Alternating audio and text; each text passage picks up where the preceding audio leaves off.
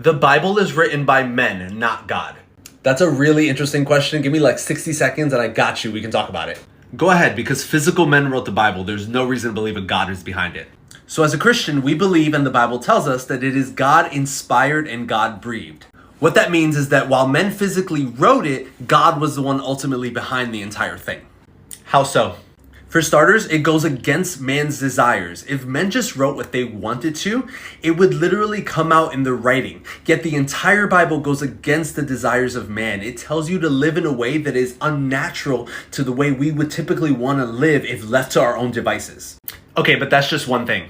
The people who wrote the New Testament didn't get a clap and a standing ovation for writing it. They lived horrible lives, and most of them even died because of it. Why would they be willing to die for something that they made up and got no benefit from? Okay. Or you could look at all the prophecies that have come true that are in the Bible. You know, one or two we could call coincidence, but the amount of things that are in the Bible, we can get into another video, show that there has to be an outside force knowing what is happening. Okay. And one of my favorite things is that the Bible is not one book by one person. It is made up of a collection of multiple different things written by over 40 writers.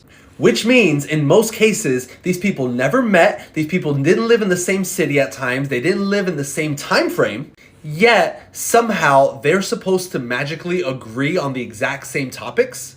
If you get 5 people from one country today and ask them 5 different questions on hot topics, you'll get some differences.